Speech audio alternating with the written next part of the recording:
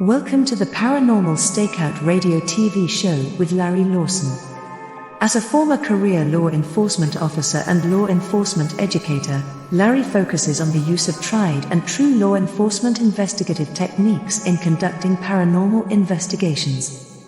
Despite his experience and training, Larry also keeps an open mind to discussions on topics that deal with evidence that are not quite as physical in nature.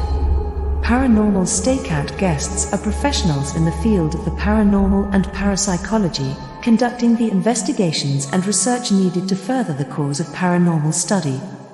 Larry advocates an agenda of standardization of structure and training in the field of paranormal investigation and research for the purpose of one day being able to produce the evidence needed to convince a jury of the existence of the paranormal. Whether it is ghosts, UFOs, unsolved mysteries, hauntings or cryptids, no topic is beyond the investigative reach of Larry Lawson and the Paranormal StakeOut radio TV show team. Now, here is the host of the Paranormal StakeOut radio TV show, Larry Lawson.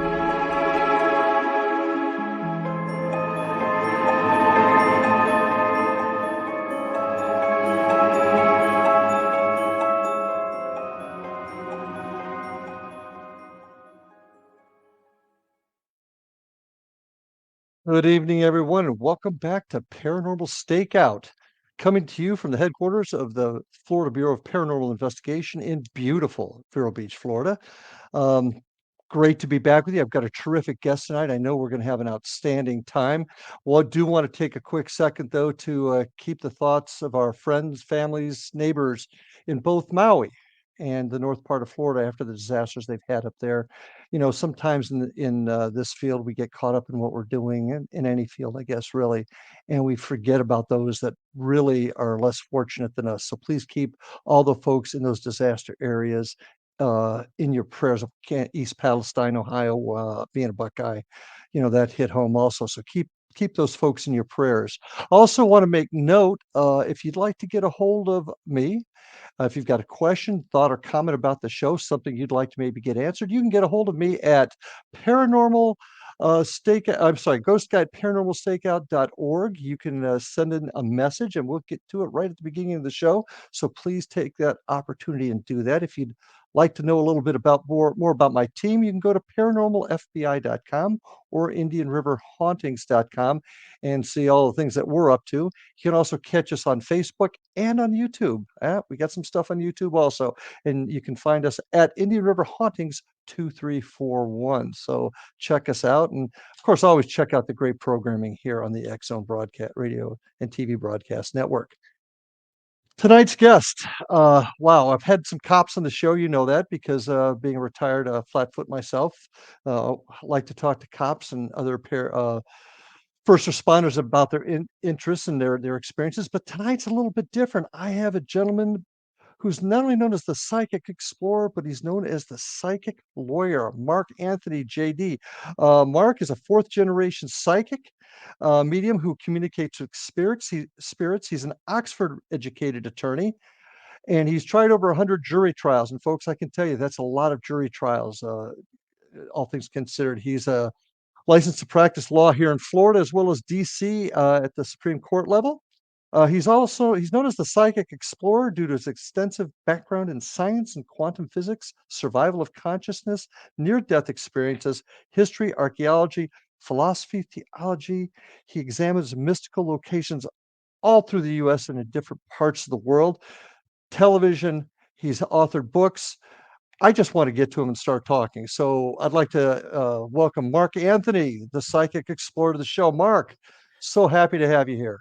Thank you, Larry. It's great. And before we were on the show, you used to be a cop and I used to be a prosecutor, and I love it because we speak the same language.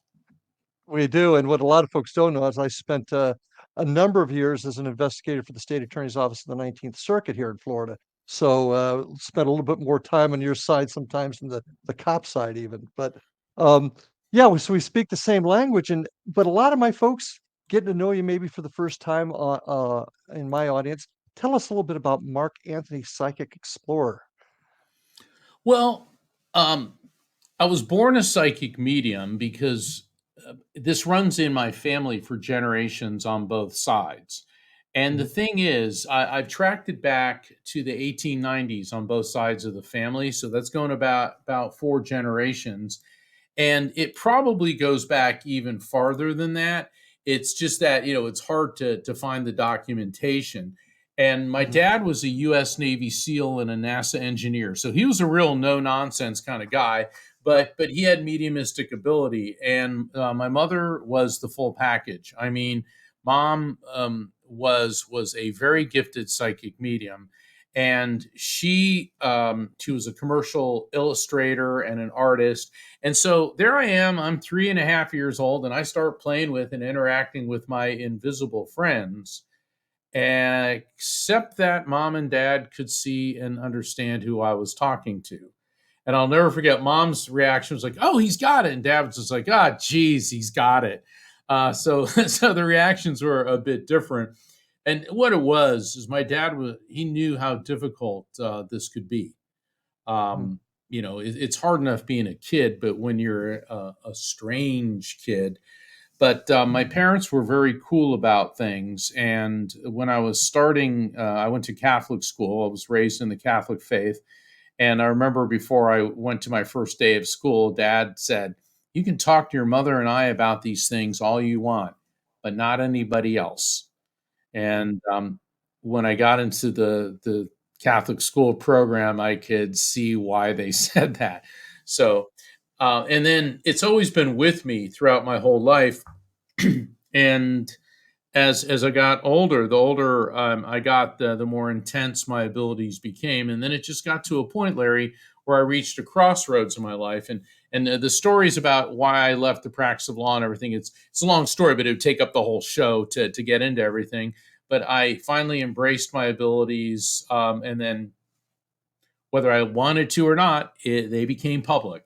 So I've left the practice of law. I still appear on TV and radio as a legal analyst, and Mhm. I work behind the scenes on cold cases. And I just did an investigation of a cold case for a brand new Discovery Channel show.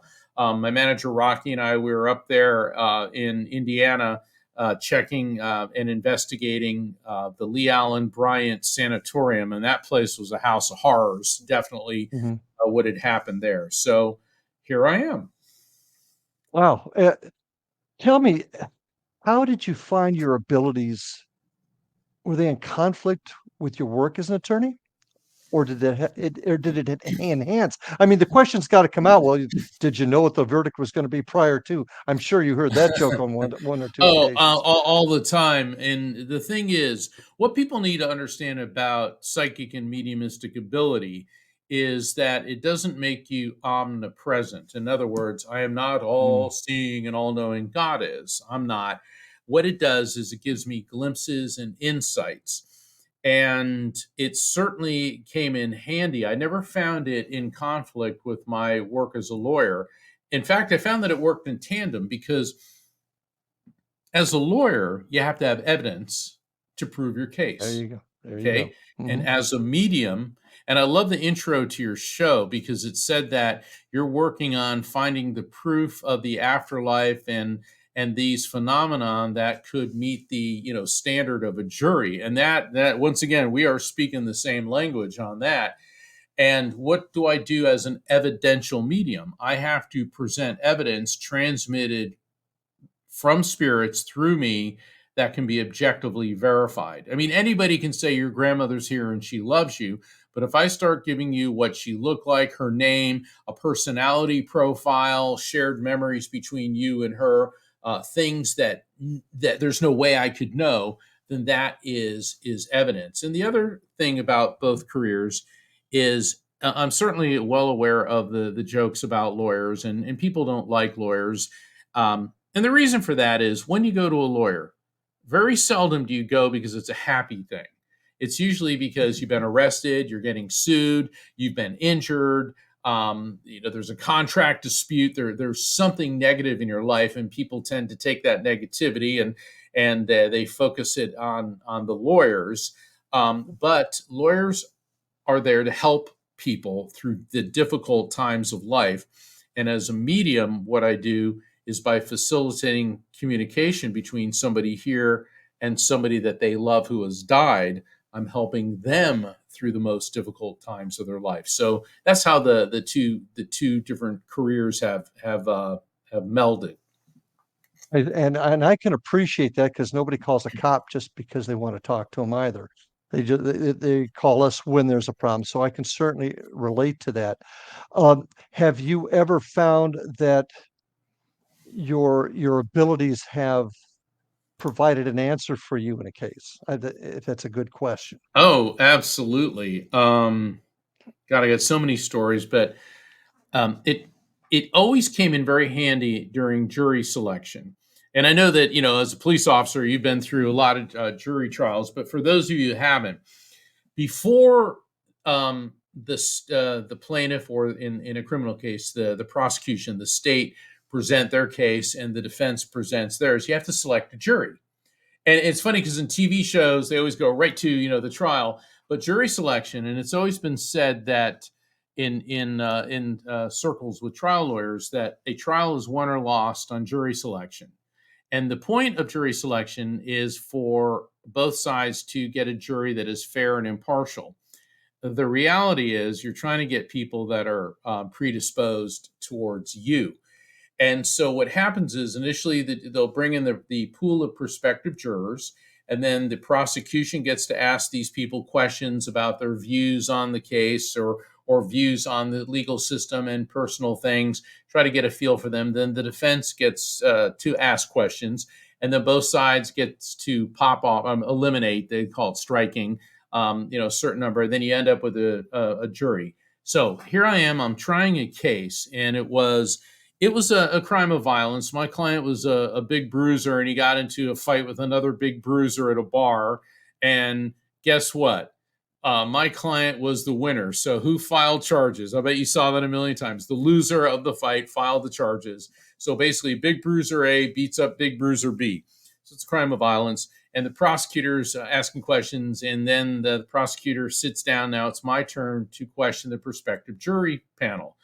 The problem was, I kept zeroing in on this one woman. I kept feeling something about her, and I kept getting a female spirit, a female energy connected to her. And I'm like, okay, this is trial. This really needs not to be happening, and I'm getting this tightening around my throat. So that indicates that this person died from some type of obstruction with their windpipe, and it kept intensifying. And so I'm like, all right, trying to clear it. And then the judge says, counsel. So I stood up and I asked a very standard question in a criminal case. Has any of the prospective jury members, have you or has anyone in your family ever been the victim of a violent crime? Well, Larry, lo and behold, that woman, she raises her hand and she's trembling. And I remember she had this olive complexion and these big dark eyes, and the tears just started rolling down her cheeks. And she said, a year ago, my sister was in a foreign country when an escaped mental patient strangled her, dismembered her body, and threw her in the garbage like she was trash. I'm standing there, and it's like all I'm thinking is, in law school, they didn't teach me how to deal with this situation. And even the prosecutor is usually one of these like really irritating people, couldn't, and I can hear my client going like, dude, what are you doing? And then I can see her sister's spirit forming. I mean, I can see this, and I literally had a foot in both worlds. And if the listeners want to find out what happens, you're going to have to get my first book, Never Letting Go, because I explain that whole story there. Well, with that, we got to take our first break. When we get back, I want to talk to you about cold cases and one that you were involved in. So, folks, stay with us. Fascinating discussion with Mark Anthony, Psychic Explorer. We'll be back after these messages.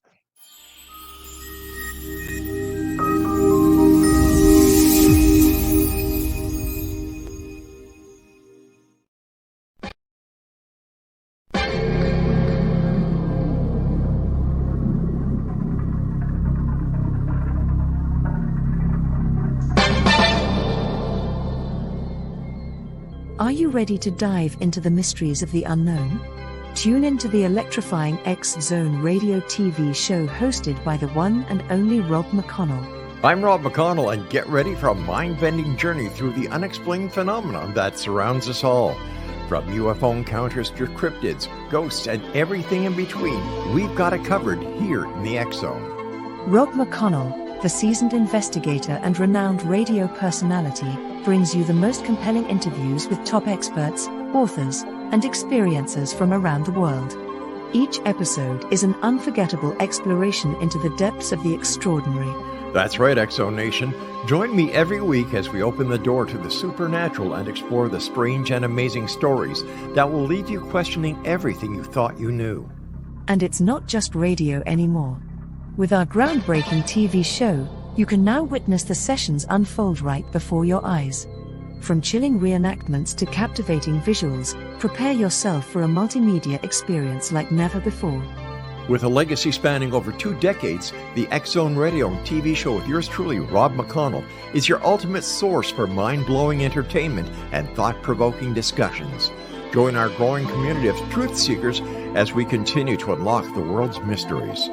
So, why wait? Step into the X Zone and embark on a journey that will challenge your beliefs, ignite your curiosity, and keep you on the edge of your seat. Remember, X Zone Nation, the truth is out there, and it's waiting for you right here on the X Zone Radio and TV show with yours truly, Rob McConnell. Don't miss a minute of the action. Tune in now on your favorite radio station or visit XZoneRadioTV.com to join the adventure. The X Zone Radio TV show with Rob McConnell, where reality meets the unknown. The X Zone Radio TV show, unraveling the secrets of the universe, one episode at a time. For more information, visit www.xzoneradiotv.com.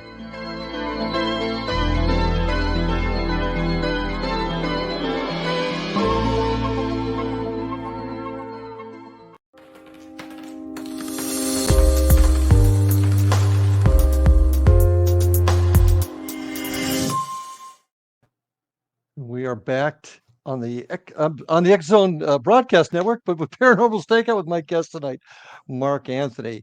You know, Mark, being a cop and also being a paranormal investigator researcher, the one thing I've always wanted to do is find that connection that will allow us to use this gift, this ability to perhaps connect with the other side and solve crime, cold cases, if you will. I understand you were just involved in one not long ago. Yeah. Can you tell us a little bit about that? I think this is an important subject. I can't give a lot of details because Understood. it's a brand new show that Zach Bagans is producing. But they brought me in to use my abilities at this abandoned, used to be a sanatorium, because there was a suspected murder-suicide there. And what I picked up indicated something quite different.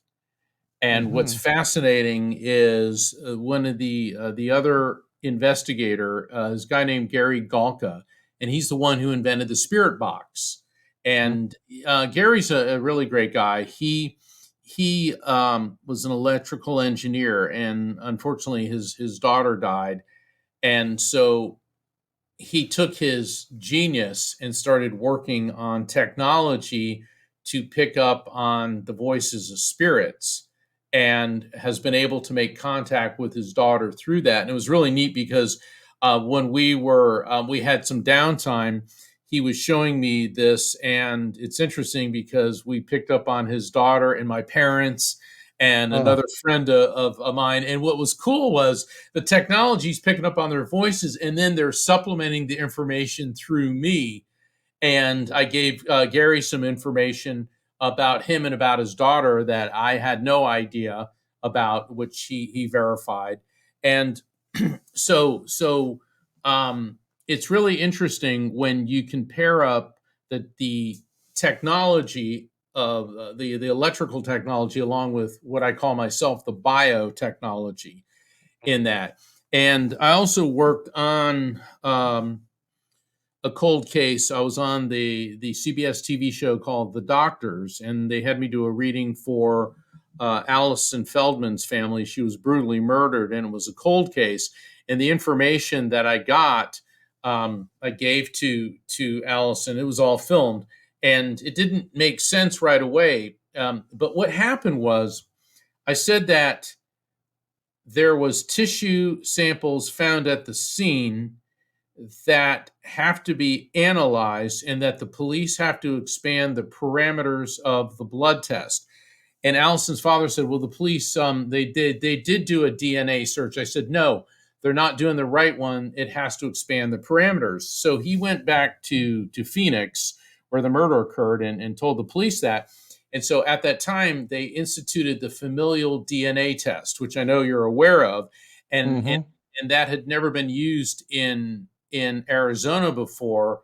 And lo and behold, they found a match. They found, and there, I could go on. We could do the whole show just on the information there, but it led to the arrest of the guy, and he is still awaiting trial on premeditated first-degree murder.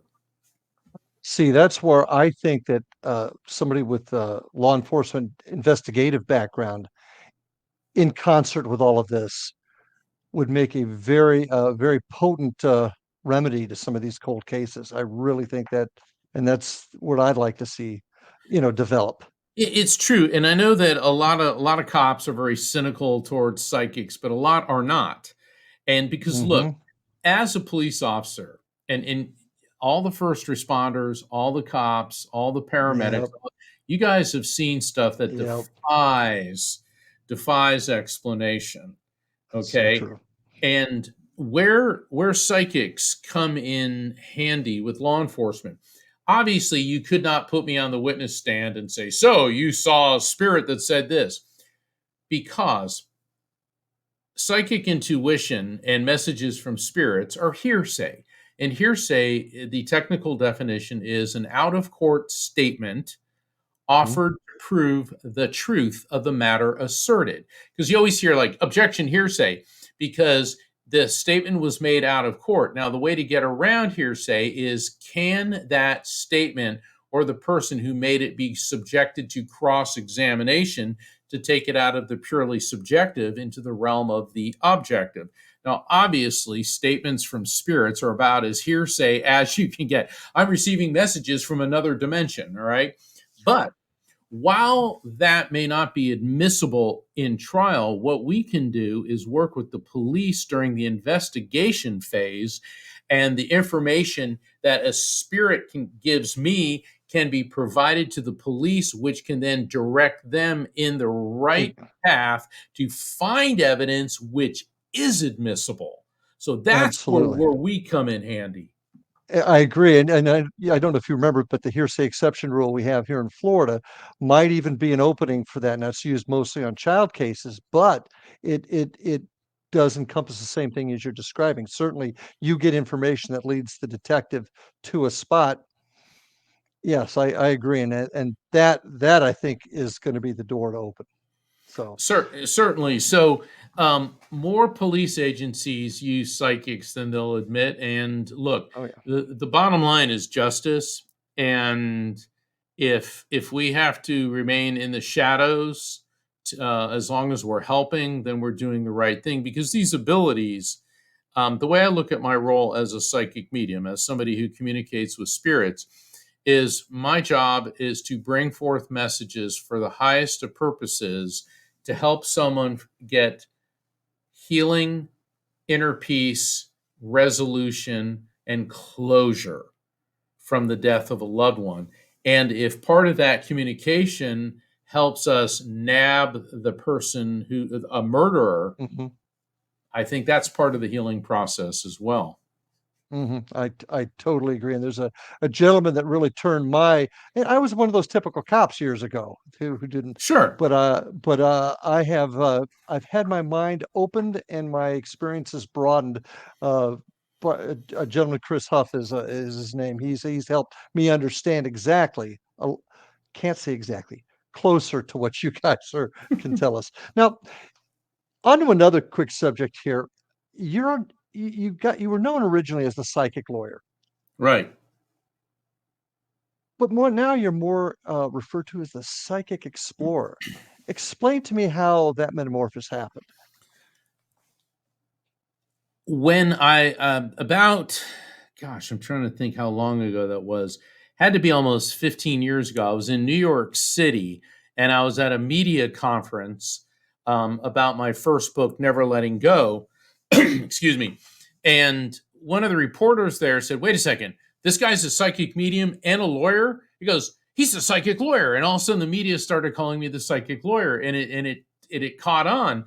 Oh, And yeah. my publicist and agent at the time, and then Rocky, who's my manager, they're like, "Well, this is good," So I went ahead and got it trademarked because Mark Anthony, the psychic lawyer. But then I started appearing on a lot of shows like the X Zone and Coast to Coast and several other radio, podcasts, TV shows for my expertise in ancient mysteries, supernatural phenomenon. I'm also a near-death experience researcher, Hmm. and I study psychic mediumship through a scientific basis and explain what I do through the realm of quantum physics. And another media outlet, and they started calling me the psychic Indiana Jones and the psychic explorer, because I've been to all these mystical sites. I mean, that's what I love doing, studying Hmm. ancient mystery and then go there and to Hmm. the ancient ruins and feel the energy. And so Rocky and I and my producer in California, Mackenzie Van Dorn Rice, we sat down and we started talking because my brand was getting too long, and so we came up with the idea of Mark Anthony JD, which is my Juris Doctorate, Psychic Explorer. So that way it rolls everything into one. Because when you're known as the psychic lawyer, people think that all I do is, and people say, "Well, do you predict the outcome of cases?" And I was trying to explain to them, no, that isn't what I'm doing. And then people want to pigeonhole me as just working on cold cases, which certainly I don't mind working on. But what I do has such a broad field. So I hope that explains, it helps clarify that. That does, and the explore for the ancient mysteries. That brings me to another topic, and I hope we have enough time before the break. We haven't really talked about ghost spirits per se yet, but that's certainly who you communicate with the other side. Recently, we're talking a lot more, hearing a lot more of the spirit world being connected with things such as UFOs Oh and yeah. dimensional type of events. Is there a connection? How much time do we have before the break? Well, we might have to do two We may different have to go shows after here. the break. Um, all of these things, UFOs, um, paranormal investigations, the shadow people, which I'm Mhm. sure you're aware of, and what I do as a medium, spirit communication, they all are what I refer to as interdimensional communication.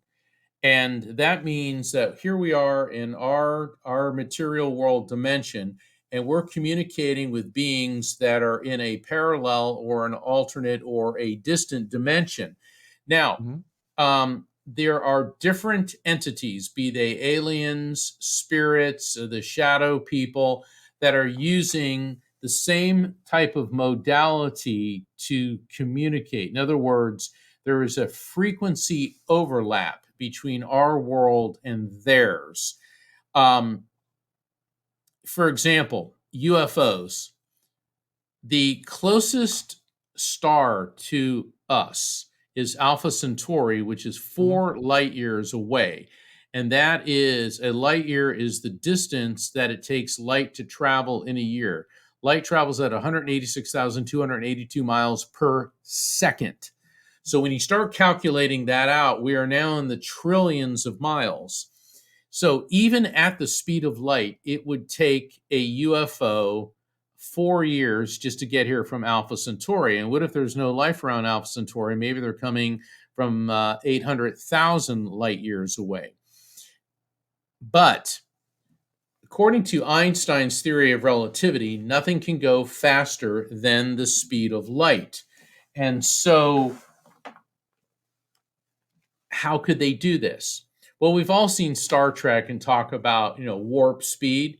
Well, that's actually a real thing. And the Mexican physicist Alcubierre came up with the Alcubierre effect, which means that if a space vessel could create an energy field, a warp bubble around it of sufficient energy. All right, so let's say this piece of paper, here is Earth, and here is a planet 1,000 light years away. Here's what we're going to do, because we've come up on that break. Okay. So hang on to that piece of paper, because I know where you're going with it, and we're going to come back with it. Folks, so much to talk about. Stay with us. We'll be back after these messages.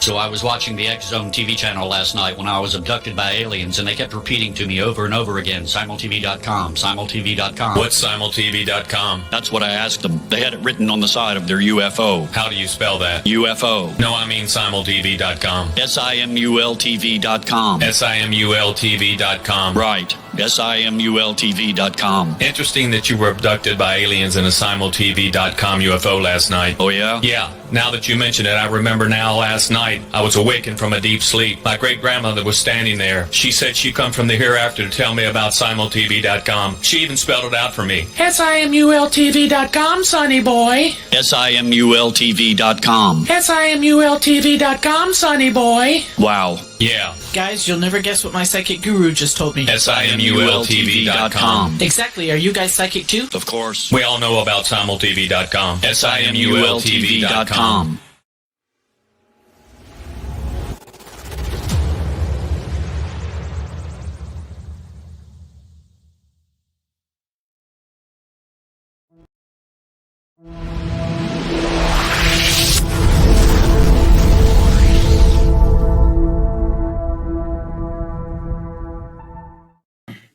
We are back on Paranormal Stakeout with my guest tonight, Mark Anthony, JD, Psychic Explorer. And I'm going to try not to interrupt you this time. We were talking about we were just getting ready to go into a very deep subject. So pick up where we left off. So what we're talking about is UFOs and other UFOs, in addition to spiritual entities. How do they jump from one dimension to the next? And we're taking UFOs first. And the Alcubierre effect, which is named after the Mexican physicist Alcubierre, we know that according to Einstein's theory of relativity, nothing can exceed the speed of light. So let's say that there's a planet 1,000 miles away, 1,000 light years away. And that would mean the aliens would have to be traveling in their tin can through space for 1,000 years just to get here one way, if they could only go at the speed of light. But the Alcubierre effect is when an energy field is created around the craft, which causes a warp in the space-time continuum. So let's say here is planet Earth, this corner, and here is the planet 1,000 years away. So the alien technology would indicate that they've created a energy field that, instead of going across this 1,000 years, they fold the space-time, so they jump from one coordinate in space-time to another instantaneously. And this is something that scientists, that physicists the world over said is possible. It's just that we do not yet have the technology to generate that type of energy. But they're saying that this is possible. So you're not violating Einstein's theory of relativity. Instead of going in a straight line, you're making a ripple there. Now, that's very fascinating, because that also makes a lot of sense, because then these vessels would be able to get here instantaneously. Now, how do we apply this to the spiritual? In my book, The Afterlife Frequency, and that's my latest book, The Afterlife Frequency is the scientific proof of spiritual contact and how that awareness will change your life. And I introduce many scientific concepts and terms that I've developed through years of research. And think of our world as AM radio. It has frequency, vibration, energy. and the spirit realm is FM radio. So you have these two energetic systems running parallel to each other, but occasionally they're able to overlap. And what that means is, as a psychic medium, I have to bring my brainwave frequency to a point where spirits are able to bring theirs down out of FM radio, and we meet and overlap, and that's how spirit communication occurs.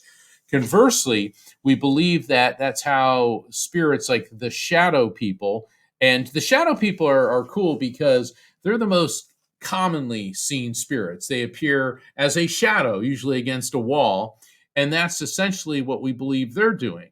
They're adjusting their frequency to make that jump from one dimension to our dimension.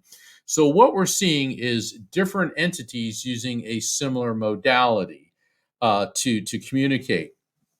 Now, if you'll bear with me for a moment, last Saturday, actually last Friday night, I was on Rob McConnell's show, The X Zone, and Rob and I were talking about Calvin Parker.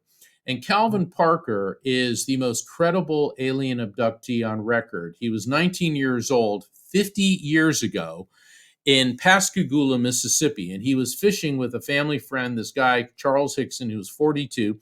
And Calvin's a great guy, and I interviewed him twice for my podcast, Destination Supernatural, something I was working on a couple years ago.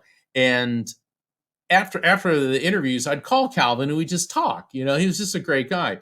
And so Rob and I were talking about him and how he and his friend were fishing, and all of a sudden this metallic object came out of the sky. He said, we tried to run, but we couldn't. This white light, it hit us with this light, like we were paralyzed in it.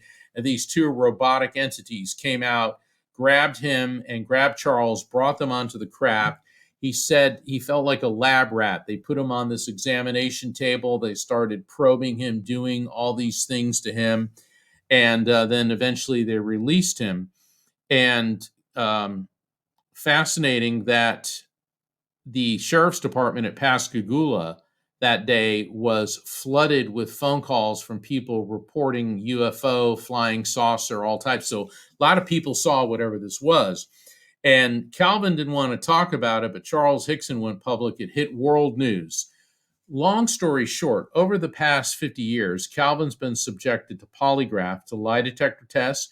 He was interrogated by local police, by state police, by the FBI. He was subjected to sodium pentothal, the truth serum. Truth serum. Yeah, he went through hypnotherapy, and in every single interrogation, lie detector, sodium pentothal, hypnotherapy, he showed zero signs of deception, 100% truthful. And he's considered the most credible alien abductee on record. And he told me, he goes, Mark, why would I make something like this up? He said, I was a 19-year-old redneck, and all I wanted to do was go fishing that day. And he goes, and if you really want to screw up your life, go around and tell people aliens came in and abducted you from a flying saucer, Yeah. And he was just such a genuine guy. And so I was talking to Rob about all this, Rob McConnell on the X Zone, and then I find out the next day Calvin died on Saturday. And so he may have died on Friday, but it didn't become public until Saturday. And it just, touched me that, maybe he was reaching out to say, hey, Mark, I'm in spirit. And I just wanted to take the time to honor him. But I did a reading for Calvin. I've also done a reading for Nancy Tremaine, who is also considered an extremely credible alien abductee. And I've done readings for 3 other people that said that they were abducted by aliens. And what's really fascinating about this, Larry, is their loved ones in spirit all discussed the abductions. They came through and said, yes, they have marked you. And they explained to this one young man that I did a reading for that you need to change your diet because to make yourself less interesting to them, because it's the way you metabolize protein. And in every single one of the readings, it came out about protein, how they metabolize protein. So I had a subsequent interview with Chris DiPerno, who is with MUFON, the Mutual UFO Network. Now, MUFON, these are not a bunch of cranks. You got a lot of scientists, and I believe Chris used to be a police investigator as well. And so what he does is he debriefs the people who claim to be abductees, because some people are making it up, but he said others are very genuine. And I mentioned to him about the protein, and he said, whoa. He goes, what did you say? And I said, well, they're all claiming that the aliens, the spirits, are saying that they're being targeted because of the way they metabolize protein. He said, Mark, in every single one of the alien abductees, they have an insatiable desire for protein. They can't get enough of it. And I called up Calvin and I said, well, what's the deal with you and protein? He goes, dear God, Mark, I can't get enough of it. So why? Why is it that factor that they're seeking out? And it certainly leads to a lot more interesting questions. Questions, absolutely. Now, I want to go back a little bit here because I'm forming another question in my mind. We're talking about the spirit world and the frequencies. That certainly makes sense to me. Then you're discussing the almost the wormhole effect, I think is what you were describing earlier with the aliens. Yet both sides are talking about each other. We're talking about Einstein's theory of relativity, the dimensions sitting next to each other. So what I'm kind of getting out of this, Mark, are we talking about almost everything is one, a collective consciousness? In fact, is that kind of is that where we're going? I believe so. One of the terms that I introduce in my books, Evidence of Eternity, and more recently, The Afterlife Frequency, is the collective consciousness. And we know that everything is made of molecules, which in turn are made of atoms, which in turn are composed of electrons, protons, and neutrons, which in turn are made of the smallest particle, a quantum. That's where we get the term quantum physics, which is electromagnetic energy. So everything in that is matter on the most basic level, Larry, is made of the same electromagnetic energy. And that means you and me, the headphones we're wearing, the radio waves that this show is being broadcast on, vibration, everything. The light of the sun, the surface of Mars, and beyond are made of all electromagnetic energy. So therefore, everything is interconnected. And the great spiritual teachers have been saying this for thousands of years. We're all brothers and sisters. We're all cells in the body of God. We are all interconnected. And now we know from quantum physics, from the energy standpoint, we are. I'm going to really take a stretch here then. You remember, what was it, Carl, Chariots of the Gods, Carl. Oh, yeah. Eric von Daniken. Eric von, thank you. Okay. They're talking about aliens coming here and actually being worshipped as gods. Yes. Back then. Is that all part of this? Well, it could be. It could be. I mean, think about it. If all of a sudden you landed somewhere, and the people there were living in the Stone Age, or let's say the Bronze Age, and there's aliens walking around with LED lights and the ability to fly, certainly they would take on godlike proportions. And I remember years ago being in the Amazon, and I was on a research vessel, and we were on the Urubamba River, which is one of the tributaries of the Peruvian Amazon. And we visited several villages, and these were as primitive as it gets. I mean, grass huts, no running water, no electricity. I mean, people were dirt poor, and so we get off the research vessel, and we're wearing Air Reeboks and Nikes and our clothes, and they're looking at us, and they're all staring at our feet because they didn't have shoes. And I remember somebody had one of those. It's kind of, now it's antiquated, but at the time it was an SX-70 land camera, and you take a picture, and it would, put out the picture, and then the picture would start to develop before your very eyes. Well, let me tell you, we're taking pictures of the people, and then we're holding them up and letting them develop, and they're like, so to answer your question, if they weren't, accustomed to the fact that people would happen by, let's say we were the only vessel that ever visited there, what would those people think we were?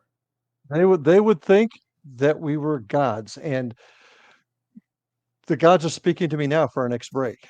Dang, it goes so fast. So, folks, stay with us. We've got one more session left, so please stay with us with my guest, Mark Anthony. Be right back.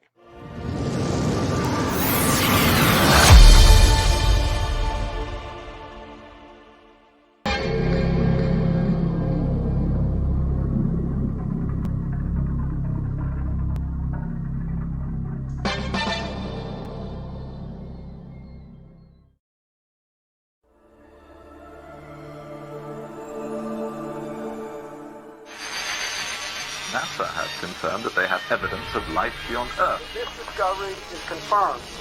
Well, let's see, we've had visitors again. Yeah. Anything worth mentioning? I filmed 16 minutes on March 5th, 1994, 16 minutes of broad daylight UFO activity. The other side, the spirit realm, is a parallel dimension which runs, which coexists with ours. And what spirits are doing is they're sending waves of frequency from that dimension to ours. The government instituted the truth embargo. The government poured disinformation and misinformation into this field, encouraging hoaxes and any other foolishness. It created a truth vacuum that naturally was going to be filled with theories and assertions and other stuff. The oil oligarchs and the banks and the people who are making decisions that are leading us down the wrong path. They've undermined the research, intimidated and threatened witnesses. The government is responsible for the fact that the status of this issue is not resolved. I'm Rob McConnell, host and executive producer of the X Zone Radio Show. Now we are set to bring the amazing world of the paranormal and the science of parapsychology to broadcast TV and online video with the development of X Zone TV. X Zone TV will now bring our loyal listeners and new viewers face to face with the most controversial and well-known personalities in the field of the paranormal and the science of parapsychology. From scientists to theorists, astronauts to adventurers, celebrities, pundits, advocates, and naysayers, they'll all join our rapid-fire TV broadcast, interactive discussion, and debate. Interest in the paranormal and parapsychology has never been more intense, and it continues to grow. The truth is out there, so take a deep breath and join us as we step into the light. For more information about X Zone TV, please contact me, Rob McConnell, directly at these coordinates, Rob McConnell at xzonetv.com.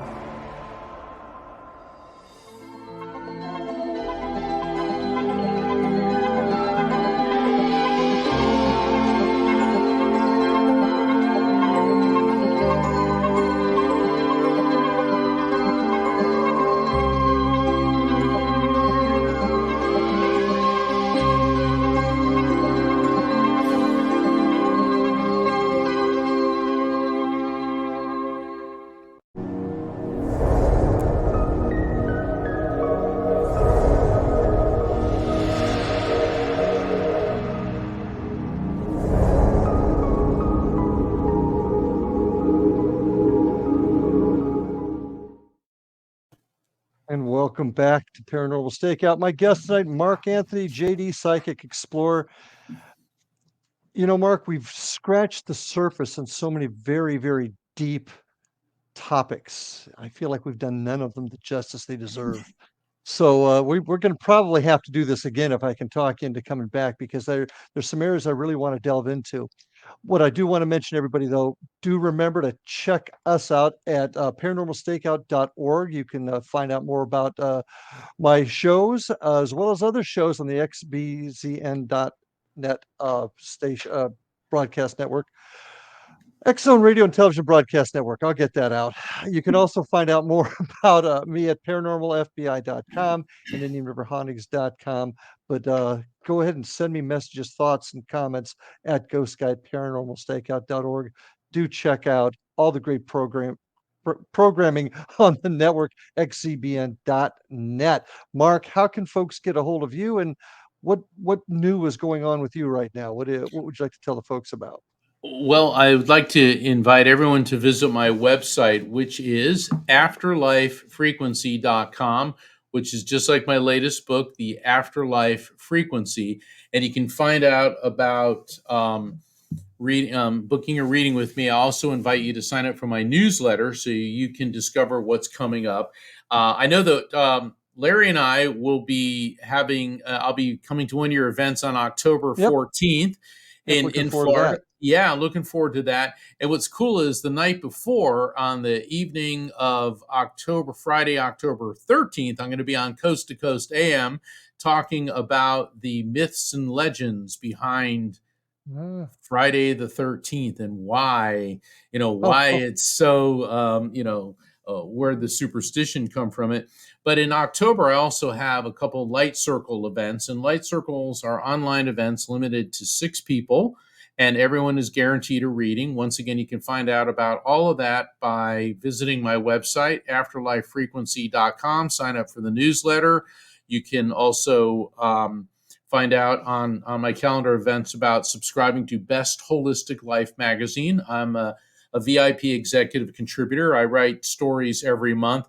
And this month, I think you'll like, and you definitely want to read the October article because it's called The Great Ghost Hunt at the Stanley Hotel. And yeah, and that was a really amazing experience in paranormal investigation. So afterlifefrequency.com. And I also do a live stream show every Thursday night, The Psychic and the Doc, where my co-host, Dr. Pat Basili, and we take calls from listeners, and I bring forth messages, and she helps people understand them. But Larry, let me tell you something. I definitely would be honored to come back to talk about more things, because just talking to you on the show and on the breaks, I mean, we have no limit to the things we could talk about. There's like I said, I want to do some of these topics a little bit more justice than we've been able to do tonight. So I want to talk about something now. The collective consciousness is a theory, is a topic that I find infinitely fascinating. You were discussing about, and I love your analogy. We here on this plane are the AM radio, and those that have passed before us are on the FM, and sometimes they come together. In your work, in your studies, what really happens? What have you found that really happens after we pass? And how is it the folks on the other side are able to communicate with us? And once again, a very wow, boy, yeah, that's a 2-hour discussion just there. But you combine that with the wormhole theory, dimensions. It makes one wonder where are we going? What's happening after we die?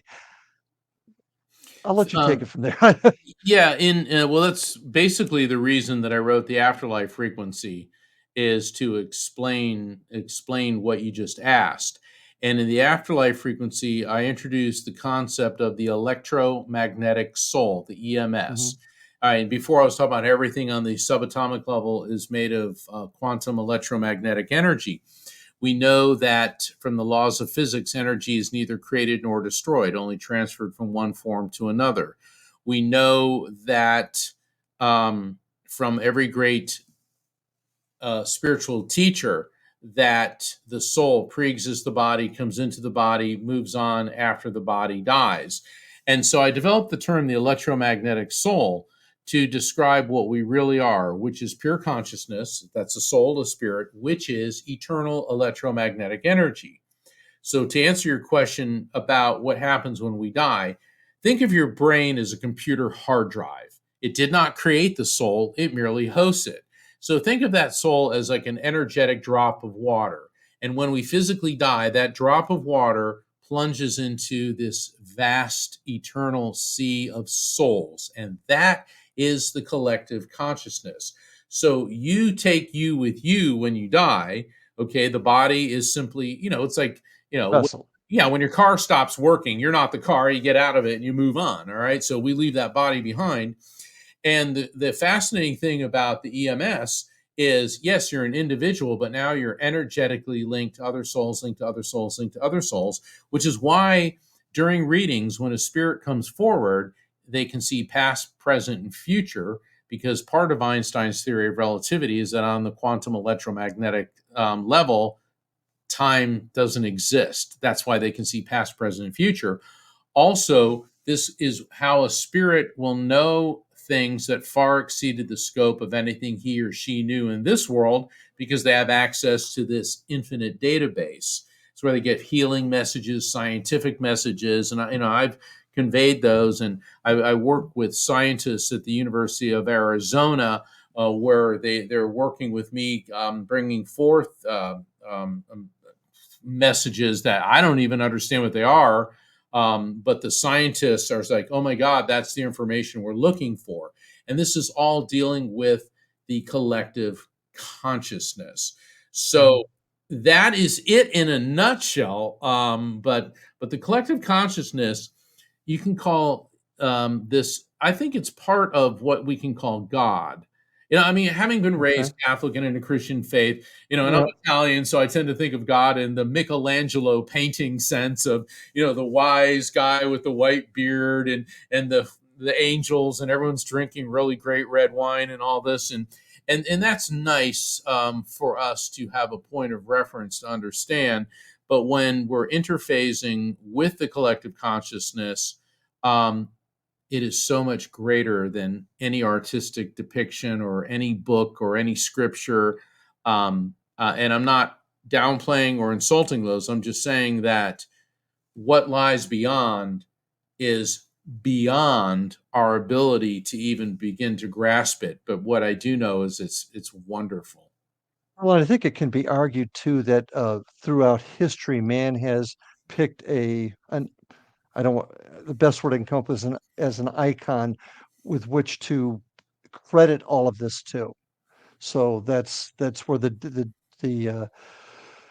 great history folks in history come. So, but it's all just one. Yeah. I had trouble articulating that, but that's exactly right. So it's man's inability to grasp the greatness of what the collective consciousness is. So they have to actually tag it with something that makes sense to them. We as humans do, because while the brain didn't create consciousness, the soul is contained within it, and the brain is our arbiter between the material world and who and what we are. But the brain is only designed for finite perception, because everything that we know has a beginning, a middle, and an end. We're born, we grow old, we die. Trees eventually fall, and buildings crumble. So everything we have is finite. And when you're working with the spiritual, we're dealing with beings that are infinite. And so we have to create an interface, because you and I, we're bright guys, but even the smartest people on the planet can't comprehend infinity. So it's easier to think of God in the person of Jesus or Shiva or whatever your cultural reference is, than this quantum electromagnetic field with no beginning, no end, and that is just expanding into eternity. It's like, what was that 70s or 80s movie? Too much input. I had a friend of mine one time put this to me, that when you die, your soul goes to heaven, i.e. the collective conscious, but your spirit is what we see here. Energy staying behind. Could that be what we see sometimes also? Well, I believe that there's residual energy echoes. That's it. And also our EMS, our electromagnetic soul, is a multi-dimensional being. So I would not discount what your friend said, because our soul even now is having also an infinite experience, because we are energetically connected to the collective consciousness. It's like why the other night, all of a sudden Rob and I start talking about Calvin Parker, who then we find out dies the next day. And I did not know that at the time of the show. Now, coincidence or synchronicity? Synchronicity. I do not believe there are any coincidences. I've come to learn that one also. Precisely. So I think it is all connected. We've got a couple of minutes left, and I don't want to interrupt this last comment from you, because I would really like to know what if you have a message for my folks out there listening, or anybody that catches any of your broadcasts, what message would you like to share? It was made very clear to me. People ask me, how did you transition from law to being a full-time medium? And about a month after my mother passed, I was driving back from court, and I just knew I needed to pull over. And suddenly there was this flash of light in the car. And I looked at the passenger side, passenger seat, and I saw my mother's silhouette in the silver white light. And her voice filled my head, and she said, "Mark, you've been given the gift of mediumship so that you would not be crushed by grief, but now you must help those who are suffering with theirs." Now, I'm trying to process that, and then I get another message, and this is the message that I want to share with the world. She said, "Your life's mission is to help people understand that God exists, that the afterlife, heaven, nirvana, whatever you want to call it, exists, that your souls are immortal living beings, that humans can communicate with souls, and that we will all be reunited when it is your appointed time to leave the material world in the light that you call God." And I was soaking wet with sweat, and all I could say, Larry, was, "Okay." It was one of the most, if not the most profound spiritual experience of my life. And that's the message that I have. And a deep one. And with that, my dear friend, we're going to have to unfortunately call it a night, but we're going to have you back on because we've got so many more things to discuss. Looking forward to seeing you in October. And folks, thank you for joining us tonight on Paranormal Stakeout. Please take care of yourselves, love your family, hug your kids, take care of yourselves, and we'll see you on the other side. Have a good night.